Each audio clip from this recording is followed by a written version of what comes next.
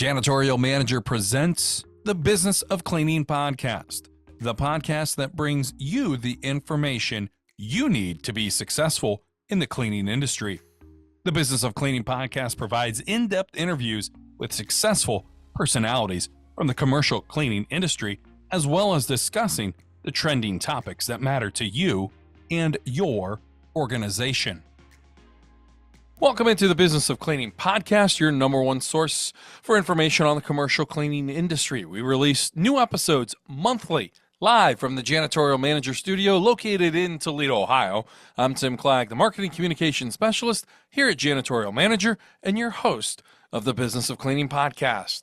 We kick off the new year talking with our friend, Dr. Ian Charlery, owner of A1 Cleaning Services in the Cayman Islands and recently named as ISSA's 30 Emerging Leaders Under the Age of 40. It's great to have you on board. We've been talking since, this summer, able to meet at ISSA, but I want to congratulate you again on that amazing accomplishment, Ian. Thank you. Thank you for having me. It's a real pleasure to be here to speak to you. I just saw you in Vegas. Here we are now. We're having some good times. I'm loving it. And we're glad to have you on the show too, because your path into the cleaning industry, it's very unique and a great story overall, how you got to this point and how you've been so successful so far. I want to start back your prior career. You were a police officer for 11 years, correct? Correct. Well, I was a police officer for 8 years, and then I was a trade officer, which is a law enforcement officer for businesses, for 3 years.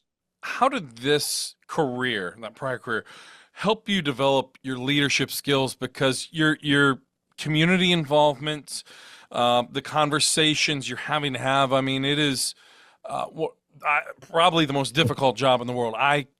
I couldn't do it. It takes very special individuals to do it. How did that career shape your leadership skills for your future? Well, I 100% agree. It takes a special person to become and to remain a police officer. And it's definitely had a major impact. I'd say that my decade of service as a police officer in the Cayman Islands was foundational to my leadership journey. The role taught me to stay calm under pressure, make decisions quickly, and remain accountable for the outcomes. Qualities that I think are essential in any leadership position. Like as a detective constable, I learned to manage teams effectively, whether it was coordinating complex investigations or building trust and collaboration among officers and the community. Leadership in law enforcement requires a balance between empathy and authority. And so to me, those skills have been invaluable as I've been able to transition them into business, especially when I'm guiding my teams through challenges and inspiring them toward a shared vision. So that experience has also helped me to develop resilience and adaptability.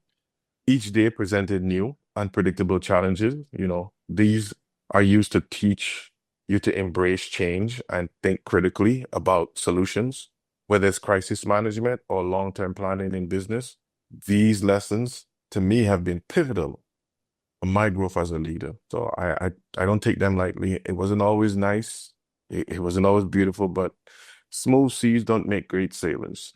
What were kind of the deciding factors that led to your decision wanting to venture into a new industry and go back to school, get your master's, and most recently, your doctorate, which you just received here recently? Well, I left law enforcement to make a broader impact and create a better future for my family. The higher education journey was a way to expand my skills, embrace innovation, and set examples for my children while pursuing my passion for leadership and growth. It's really as simple as that. You're in school, you're still working at this time. When and where does the idea of cleaning enter this picture? Well, I initially aimed to become a lawyer, but I missed the entrance exam by 1 point, and that led me to pivot. Oh. Yeah. And actually, I held the study groups, and everybody else that I held the study groups for, they passed. Some of them are lawyers now. Some of them are actually become politicians. Some of them have become other things. But that helped me to pivot not being able to accomplish that helped me to pivot to social sciences, you know, and I still had the intention of converting to a law degree. However, you know, as it goes, life unfolds and plans shift, and I saw an opportunity in the cleaning industry. It combined my interest in leadership and systems, and with a chance to make a tangible impact, leading me to build a successful business from the ground up. So you know, you got to go with the flow sometimes, you know, don't resist it too much. Did it come up in just general research, or did you know somebody, or did you just, in class kind of just observe the people that were there doing those duties and respond in that job when you were inside the classroom?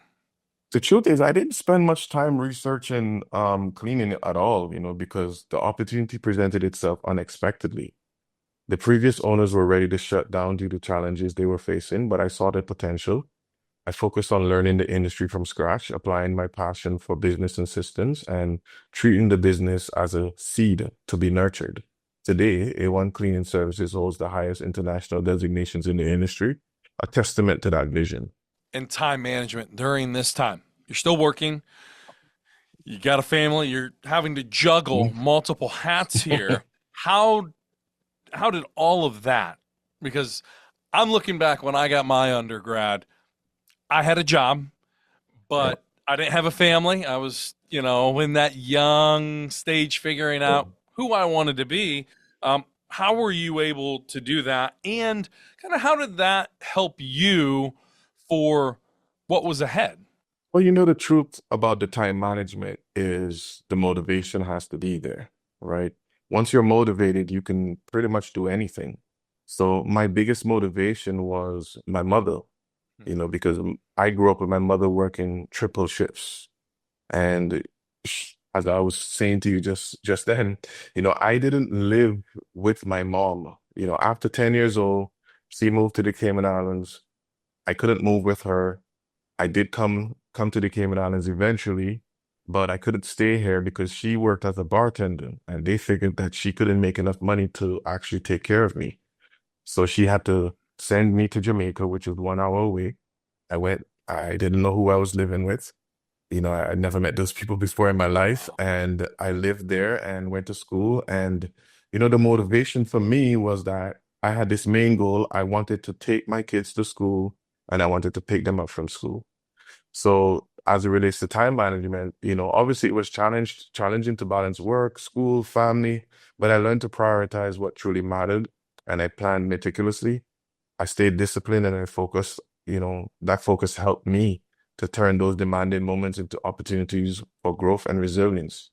So, and everything was just spurred on by the vision and the memory of my mother not being able to spend time with me, you know, where she just always working.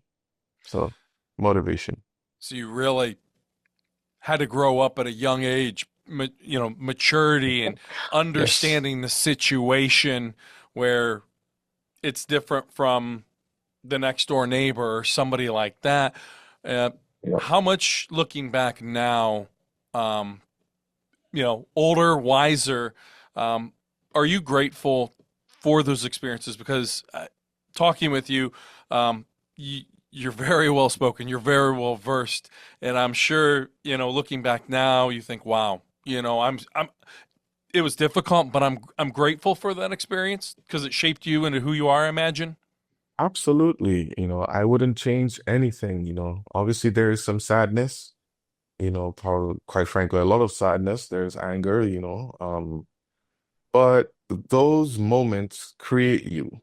You know, they have an Yeah. opportunity to create a more positive Ian. And, you know, like whether I think it was worth it or not, hey, man, listen, I look at my kids, I look at my son. You know, it's like a little mini Ian, and I'm just like overwhelmed with joy. Like, no, I did everything the right way. You know, I didn't get to enjoy some of the things that some of my other friends were enjoying. Obviously, they had their parents. Some of them, you know, they were a lot more fortunate in some cases. And, you know, I always wanted that for myself. So, you know, here I am. I'm actually living the dream right now. I have my kids with me all the time. I have my wife.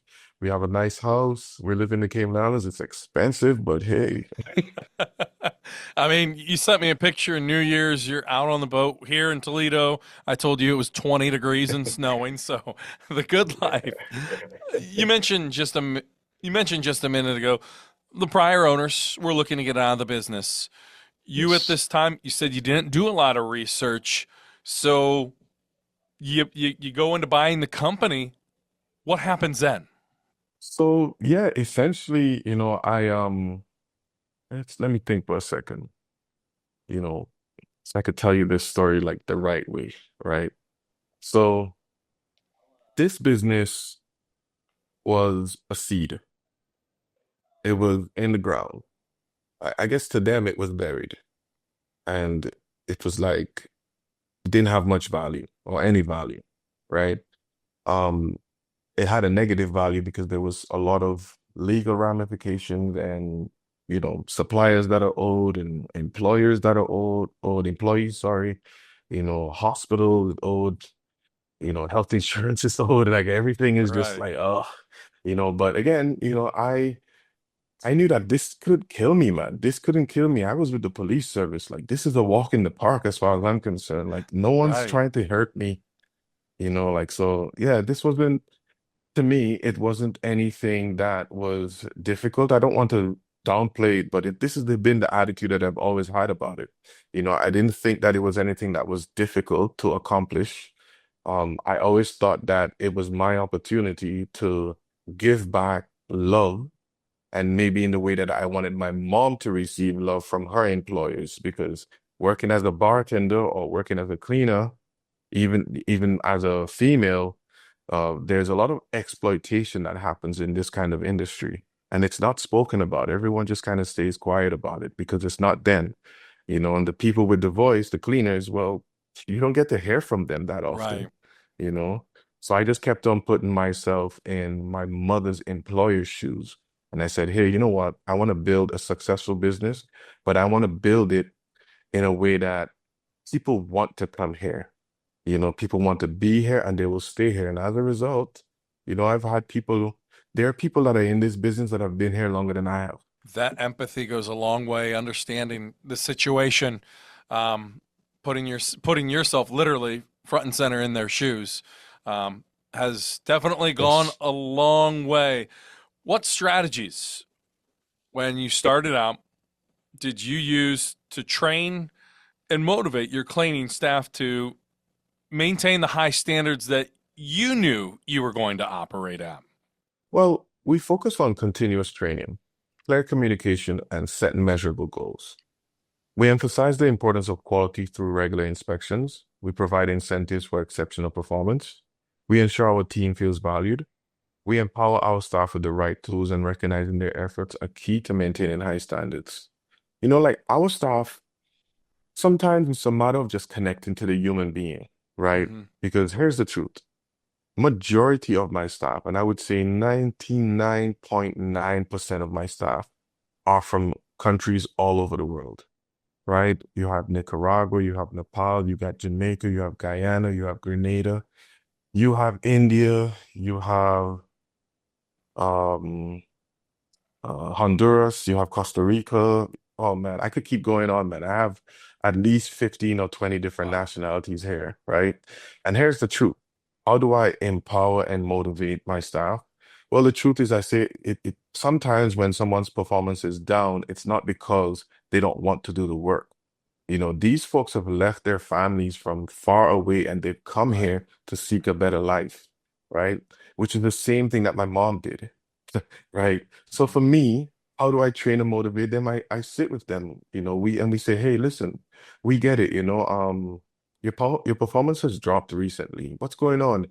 And some of them will tell you, hey, I'm homesick. Hey, I have some trouble back home. My mom's sick. She has cancer. She's ill. She needs some money.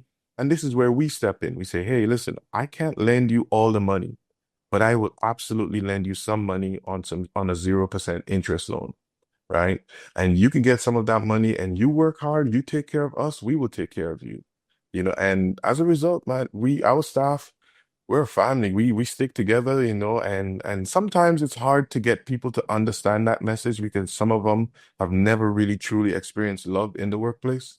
So You're trying to get right. that message across is extremely difficult. Some of them are feral. I love them, but it's the truth. Some of them are feral, and we have to have some patience in working with them. In saying all of that, I don't want you to think that they get a pass if they don't perform and stuff or whatever. We say to them, hey, the most important thing is that we make sure that this wheel keeps spinning.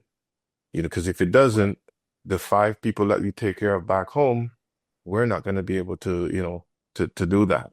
Right. So yeah, that's our approach. At this point, still new business, still new in the industry. What did you find to be the most effective ways to market your cleaning business to stand out at that time from your competition and competitors? So I have a confession. I did not do much marketing. Yeah. I chose a different approach because this industry is not regulated. Right? I'm coming from a regulatory background. This industry is not regulated. Anybody can get into this industry. Hmm. Broom, mop, van, sign, they're cleaners, right? They offer janitorial services. For me, I apply a red ocean strategy. Sorry, I apply not a red ocean strategy, a blue ocean strategy, right? A red ocean strategy implies that the competition is bloody, the water is bloody, it's intense competition. Like, everything is just everybody's looking at what everyone else is doing. Whereas I live in the Cayman Islands, so this is perfect, but I apply a blue ocean strategy where there's no blood in my water. I'm not competing directly against the other players in the market. Instead, I'm focused on creating a new market space, right? I'm focused on offering innovative solutions, emphasizing quality, and building strong client relationships. Naturally, we differentiate ourselves because of that. The certifications that Hmm. we showcase, that showcase, sorry, our expertise and leveraging the client testimonial, like those things help us to stand out. So I'm not necessarily out here marketing and thinking about competitors, what they're doing. No, I just want to do my own thing. That's why we're the only one on island to have the international designations that we have. You know what I mean? And it's just a testament to the hard work that we've been doing. And you mentioned a word right there, certifications, again, showing you're committed to bettering your staff, your cleaners, the people that are a part of Yes, this success. And I'm sure absolutely. too, a lot of the people maybe before they came to work for you never had that, never had somebody, hey, I'm committed to you as not only a person, but working for this company. So I imagine you dedicating, paying, believing in them to get those certifications and pass those tests Yeah, certainly meant the world to them and went a long way. absolutely. It absolutely did. Now I'm curious, looking back early on, were there any mistakes or anything where you're like, man, I wish I could change this one thing. And if there is something, what did you think that you learned from that opportunity? Well, early on, I underestimated the importance of setting clear expectations and boundaries with staff. This led to some confusion and resistance during the transition. And if I could go back, I'd focus on clearer communication from the start. The experience has taught me that clarity and consistency are essential for building trust and alignment within a team. And one of the things too, you look in this industry right now, younger people are getting in it. The average age is around 55. So you essentially could have employees ranging from 18 to, let's say, mid 60s. And that is a huge, broad gap of communication. How you and Yes. I are communicating, it's going to be quite different than an 18-year-old, and also versus the other end, somebody in their mid to late 60s. Absolutely. Absolutely. But like I obviously had some challenges because when I first took over this business, I was 30 years old. Um, a lot of the staff were older than I was, some 50, some 60. And, but I always led with respect. And I always knew how to speak to people because, I have 11 years Right. in the industry. And sorry, a kid. I have 11 years in the industry, and that's kind of helped me to just become stronger in communicating with people and connecting with them. I'd say that was it. We're talking with Dr. Ian Charlery, owner, president of A1 Cleaning Services in the Cayman Islands. One of the most important qualities that affects our lives is leadership. We mention it just scratching the surface at the top, whether it's at our job, our career, or in our personal lives.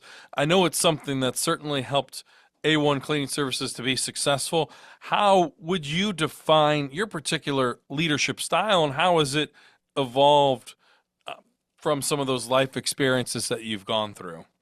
Well, those life experiences will teach you that you need to be malleable. As I said earlier, go with the flow. Sometimes you got to push against things, but sometimes you just got to be like water, just like Bruce Lee said. So my leadership style is collaborative and adaptable, grounded in clear communication and accountability. My time as a police officer taught me to lead under pressure and build trust, while my master's degree expanded my perspective, emphasizing strategic thinking and innovation. Together, these experiences shaped my ability to inspire and guide teams towards shared goals. And it's in an industry now that's going through change. How do you ensure that you stay adaptable in the face of an industry that's right now going, and I think in the next few years, going to continue to go through some changes for the better? Absolutely. Absolutely. I agree with you so much that this industry is growing at a rapid rate. The advancements in technology are finally at a precipice where things are going to happen that are going to change the face of the cleaning industry. So for me, how do I stay on top of it? I stay adaptable by embracing continuous learning, Hmm. leveraging technology, fostering a culture of innovation within my team, staying close to industry trends, listening to clients' needs, being willing to pivot. That's a big one. Being willing to pivot when necessary. This will ensure that we remain resilient and ahead of the curve. And one thing in my master's degree, my specialization was in change management. And there was always this one analogy that it always stuck out to me. It was that in business, the bigger a business gets, the harder it is for it to change. Yeah. So I came in saying, well, everyone else that is in this business has probably figured out how they're doing it. And me, I'm brand new and I always have fresh eyes. I always want to say, how can I do it better? So what Absolutely. I do is, sorry. I said absolutely. Yeah, yeah, yeah, yeah. Right? I mean, and for me, it was like, hey, if you don't if you don't constantly be curious about how to provide a better service, then you're going to be lackadaisical. And that's going to cost not just some pain, but some money and some future for some people this is one of their biggest moments of their lives to work here with us, to experience what they experience from us. They leave us better people, which is the entire thing. I know it's a cleaning company, but we're also looking to change lives, so you have to stay on top of it and remain resilient in order to complete that goal. And I like what you said. Obviously, as a leader, the learning never stops. There's continuous growth, not only for a company, but for yourself as an individual, right? As a human being, we want to continue that personal development, that personal growth, so we can grow in our personal lives as well.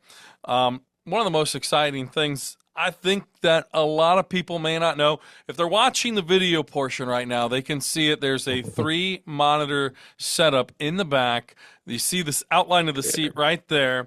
Yeah. What they don't know about you is you're a successful motorsports sim racer, and this last fall, you were able to represent the Cayman Islands in Valencia, Spain, with the FIA Motorsport Games in 2024. Let's talk about that a bit, because looking back at that event, the pageantry, I watched some of it being a motorsports enthusiast. What did it mean? Because this is the first time the Cayman Islands has been invited in the event. Yeah, yeah, it was, honestly, we're so early because it's considered the motorsports Olympics, Hmm. right? And for me, I've always had a dream of going to the Olympics. And although we're early and it's not officially called the Motorsports Olympics, when we got there, it was clear that it was the Motorsports Yeah. Olympics. Over 100 different nations, different disciplines in motorsports. You have from drifting to, autocross to karting and dirt karting and track racing and the Ferrari GT Challenge to the everything. I was in heaven. I was in Right. heaven. But the representing the Cayman Islands at the FIA Motorsports Games was a profound honor.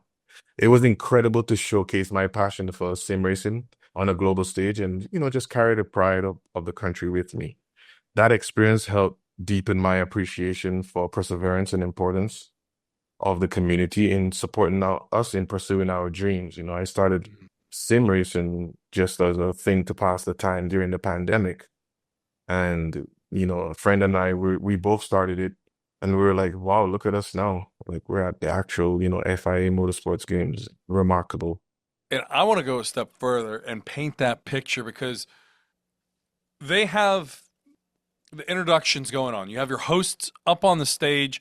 They're introducing up on the stage every representative for their country.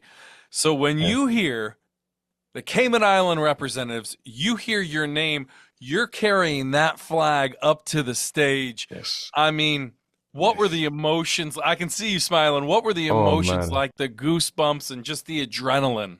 It was like, oh man, like once people saw our uniforms and it said Cayman Islands, we were the smallest nation there, by the Mhm. way, right? Obviously. But we had other Caribbean islands there, but we were the smallest nation there. And so once people saw that, man, the energy was just electric, So to be there and then everybody back home was just extremely happy. We were featured in articles by the Yeah. FIA. We were featured in pictures. I mean, we were all over the place. And it was just an amazing experience through and through, just to be a person that can represent an entire nation. Like I get goosebumps and I'm starting to feel warm just thinking about it. It's like it is truly an experience. Wow. Well, I can't wait to watch when you go back for the second time. How long is it? Just like the Olympics, you have to wait 2 or 4 years? 2 years. Two, okay, Every two two years. years. Four's a So little maybe far. So maybe 4 is a little far. Maybe I don't go back, but what I'd like to do is I'd like to coach and mentor, someone who's young for them to be able to attend and I could be attending with them and ensure they have a good experience and then maybe we just keep having more youngsters in it. absolutely, all about the next generation, and that's something too. You just hit the Exactly. word on coaching, and I know that's something that you take very seriously. You have a coach as well. How has that helped you in business? Having somebody, that mentor, that coach that can kind of just help you and guide you a little bit. You can't ever overlook, or even overstate the importance of having a coach. I am also a trained coach from the beautiful accomplishment coaching. And so is my coach, Jason Dukes. He's awesome. And, the truth is, accountability is the biggest thing, right? We say that we want to do things, and sometimes we make stories as to why we can't do them. And if you don't have the accountability, you might not follow through. Right. And anything you practice, you become. So if you practice not following through, well, you become someone who can't follow through. And my favorite basketball player is Kobe Bryant. You can vaguely see that Lakers Mine sign too. above the AC Mine there. too. It is. Oh There'll never man. be another. Th- Never. There will never be another. He was my greatest mentor, and in truth, he's a shooter. He's a shooting guard. And I see it as I am a shooter as well. I like to take all the shots available, and I'm gonna miss some. Absolutely. I mean, I've missed so many, but what am I gonna do? Stop shooting? Absolutely not. The accountability is on Hey, Ian, you said you were going to finish the stock trade. What's up with it? You're 2 years to 3 years late. You got to finish it before 40. Okay, no problem. Let's put our head down and get it done. Hey, Ian, you want to be innovative? You want to bring, AI cleaning robots? Well, here they are. They're available. You need to take the leap and learn what you need to learn and get them deployed. And, we did that. So it's just about not taking the conventional approach, but being brave, having a mentor, having a coach. I've never really had a mentor that was real that I could talk to Hmm. because I'd never spoken to Kobe Bryant myself. Right. However, he has taught me so much and he continues to teach me so much about the Mamba mentality, about Yes. being able to apply perseverance, even in the face of hardship and it's difficult. That's how I was able to, just do the time management thing properly. One thing that I want to get your opinion on, myself looking at this, looking back at that day when he tore his Achilles, wanted Yes. no help, gonna walk Yes. back to the huddle for the timeout. I don't want no help coming back on. I'm gonna stand at the line. I'm gonna make both free throws and I'm gonna go out on my own. That kind of mentality, I watch a lot of inspirational videos, and I'm obviously you being a Mamba fan as well. That kind of embeds and sits right at the front of my head. And if I have an excuse is, well, I'm just too darn tired today. I don't have enough Mhm. energy. Here's a guy that literally, one of the Yes. most difficult injuries in all of sports, didn't ask for help. You saw other athletes have the same injury in wheelchairs, not Kobe. And that just kind of resonates a lot with me and myself. Yeah, absolutely. Absolutely. It resonates so deeply to see that it was a moment where he could have taken the easy way out, right? And the guy said no. And Mhm. I remember seeing him crying because he wasn't sure what would happen if his career would be over, Yeah. But the things I remember about Kobe is he stuck out because when everyone else was, playing and going to the club, he was working, and it's not that he didn't have fun, but he had fun with the most important people, his family, Yep. so I take a lot of that on board and, that perseverance and it it's such a good thing to believe in yourself, and to believe that you can do it. Because if you don't believe in yourself, man, who the heck is going to believe in you? Absolutely. You know? Absolutely. You mentioned AI robots. Well, you and I have had some discussion about technology a few different times in our conversation, especially AI. You made some great points on how your employees feel. And I think there's a little bit of misconception in the industry that, employees are maybe fearful. However, you raised a really good point to me that kind of got the wheels turning the other direction.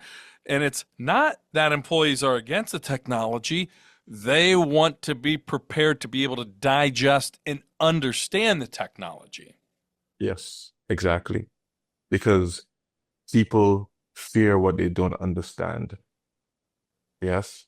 And even sometimes you understand it and you still fear it. But, generally people fear what they don't understand. And so a lot of this adopting new technology, it comes with challenges. Particularly helping the staff feel prepared and comfortable is like one of the biggest challenges. You as the operator could feel like, oh, this is easy and I could just do that. And I've been there. I feel like, Mhm. everybody has my brain and they can just be able to overcome these challenges and switch gears and open another tab and create a new skill now. But this is not everyone. And Right. not everyone the way that you do it, right? Not everyone will do it the way that I do it. So for me, I realized that they needed better tools and support to digest the changes. And we just committed to providing phones and data plans for all of our staff.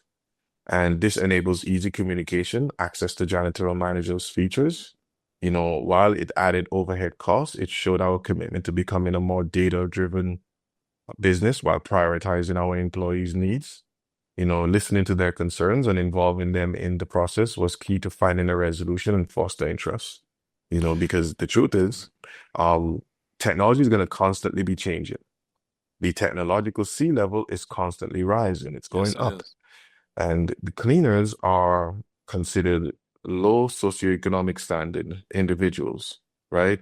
Cleaning does not make them a whole lot of money that they could buy Mercedes Benz and all sorts of luxuries, right? However, whereas we may not think that it's that big of a deal, every hour of work counts for them. So instead of putting the burden on them to always have data plans on their phones and have good phones that could take pictures and use the applications, we just decided, hey, listen, we're going to provide every single one of you with phones and data plans. And this is going to help you to communicate. So you don't have to think about having data, whether you have data or Wi-Fi. No, you can communicate with us anytime. And this is a major deal. This is something often overlooked. And I know a lot of companies don't want to take this on because they just think about overhead. But in the grand scheme of things, what's a couple $1,000s to your bottom line Mm-hmm. when your staff are all sorted out? That's how I look at it. How are you guys able to work as a team to listen everybody's concerns and end up comfortably as at a resolution together? Well, communication, working as a team all comes down to being a team, and you can't fake it. You just have to listen, give everyone a chance to speak, and let them be heard. I have it that once people are heard, they can actually feel like they're actually part of a team. You can get so much out of them. Like Yeah. I have a story that I can share. I recently made a new hire. It was a dear friend of mine that was in the police services as well. But he left there a long time ago. He left there about maybe 4 or 5 years in because he had to go take care of his mother who was passing away. And he's finally now came back to the island, but he was on rock bottom, So I gave him a job, and we've been in communication ever since. And listen, he's went from janitor in that short space of time to working in the office with us. And he's a pivotal moment. Like he is one of the key characters of our entire team. And he always brings the love. He always brings the gratitude. He always adds value. You'll just randomly see, hey, I fixed this. Hey, I fixed this. Hey, he tells me, he's like, listen, I don't feel stressed. I Mm-hmm. love this job. I come here every day. I'm so excited. That makes me happy because that's the kind of environment that I'm trying to create. But And how did I get there? By yeah, listening to him, you and I'm know? gl- I'm glad you mentioned that and said the key word, the trigger word right now, stress, because I subscribe to CleanLink and the Me too. ISSA daily emails. And what was the survey that I read today? It was 71%. Let me say it again, 71% Yeah. of employees in the industry feel stressed. That's a Yep. huge number. Huge. It's basically all of them, you Yeah, I know? mean, you're almost at three quarters. I mean, what would what would be your advice to somebody that's listening or watching this episode with you here today to help them if this is an area they're struggling? What advice would you offer them to try and help eliminate employee stress and burnout? Oh man, okay. My advice would be first and foremost, if you're an operator, I mean you have a more disposable income, get you a coach, right? And I'm biased, so get you an accomplishment coaching coach, right? And together work with your coach on a plan to create the ideal vision of what you want. Because sometimes you can't see your stuff, Mm-hmm. right? And we all have stuff. We have traumas, we have experiences that influence the way that we conduct ourselves and even the way that we interact with other people. So some owners they talk down to their staff and they belittle their staff and there's no privacy. So those staff, it's hard for them to actually be in relationship with them, right? And I have it that if you are in relationship with your staff and you can have that honest conversation like, hey guys, we're all working as one here. We're all part of a team, and this is what I expect from you. And you ask them, what do you expect from me? Well, they're expecting to work in a place that fosters respect, fosters them some growth, right? Mm-hmm. And the big one, love. to feel some love. It's not all a transactional relationship, man. Mhm. Everyone is on this transactional vibes, and it's like you can't be transactional with human beings. Even if you go to the grocery store, you just say hello. How are you doing? You see the cleaner, or maybe you're not the owner of the company, but you see the cleaner, man, just say hello, hey, how you Mhm. doing? How was your Christmas? How was your New Yeah. Year? Wish them some good time. You have no idea how much that impacts someone's Mhm. entire day and week. And for them to Yeah. get that from the company that they work with, that to me is like the biggest, most awesome, like coming together. These ingredients can create a successful business, in my opinion. As we kick off 2025, there's different challenges in the industry, whether it's on the East Coast of the United States, the Midwest, the West Coast, or even our friends to the North in Canada. What's an issue in the Midwest? It's totally different in Canada.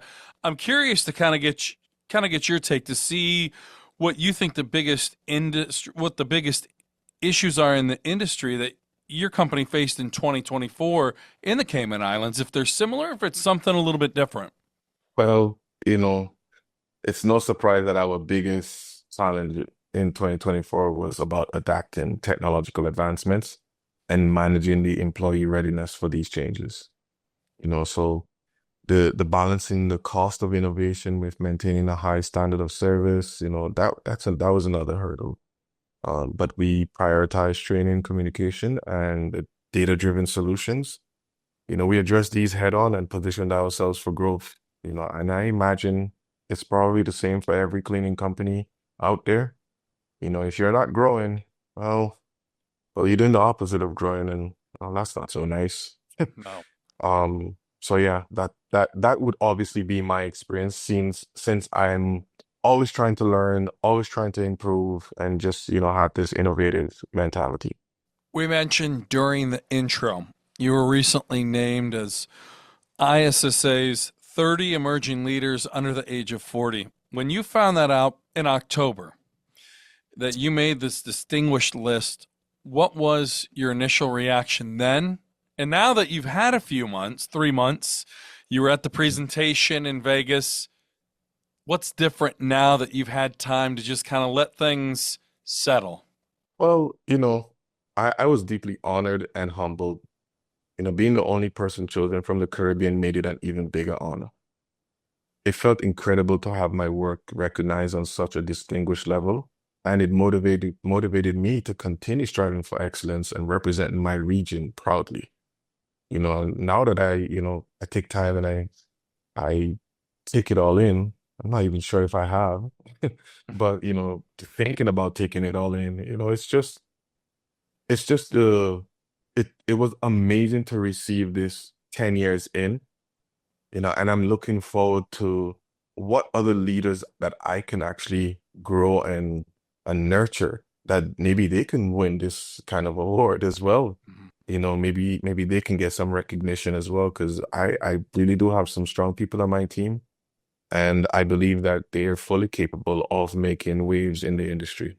What role do you think programs like this through ISSA's Emerging Leaders, because it's a new program, can play in shaping the future of the industry? Because, I hate to say it, we're in 2025. Sometimes there still are those stigmas around janitorial work and cleaners.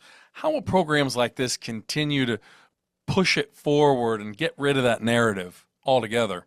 Yeah, well, cleaning industry is always looked down upon, and quite frankly, it's something that I don't know if we'll be able to escape it until maybe there's like another pandemic, then we're like important again.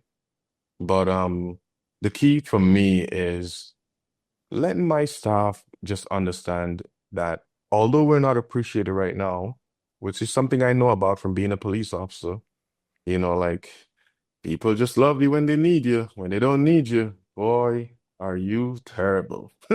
So Right. it is what it is. But the ISSA to me is the biggest treasure, the biggest gold, the most amazing organization out there that is actually pushing this industry, which has no regulatory body, right? But it's pushing this industry to some standardization that is globally impacted, right? So for me, programs like the ISSA's Emerging Leader, that is crucial for shaping the future of the industry.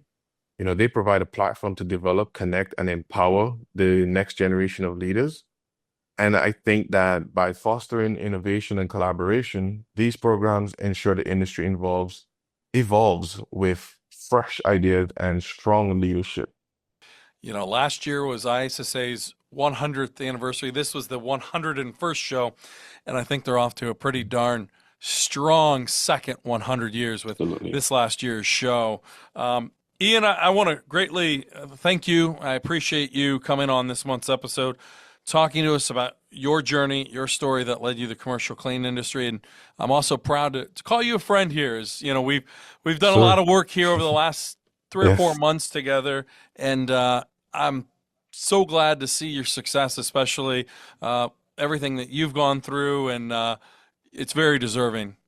thank you. I'm so honored to be here, be on this podcast, and I hope that people could feel the good vibes and get something positive from it. In truth, we have an industry that is often overlooked, but we don't need to act as if it's overlooked. We need to sing it on the mountaintop that it is awesome, it is necessary. Even without the pandemic, we are still, lifesavers. So I take it very seriously. I thank you for taking it very seriously and your entire team at Janitorial Manager. I appreciate that. Ian, you're very active on LinkedIn. Is that the best place where people listening to this, watching this, can get in contact with you on social media? Yes, absolutely. Shoot me a message. I'd be happy to talk. All right. And very active, shares a lot of great stories, and shares a lot of great insights from other minds as well. So, Ian, again, appreciate you, my friend, and I'm looking forward to us connecting up here again in the coming months. Definitely. If you are going to any racing events, let me know because I will be very active this year in the racing scene in North America. Well, it can't get here soon enough. That will I conclude know. this month's edition of the Business of Cleaning podcast. Be sure to subscribe to us on Spotify, Apple Podcasts, Amazon Podcasts, or wherever you get your podcasts from. Also, be sure to leave a 5-star review and your comments. From everyone at Janitorial Manager, our guest, Dr. Ian Charlery, I'm Tim Clagg saying so long. Until next time.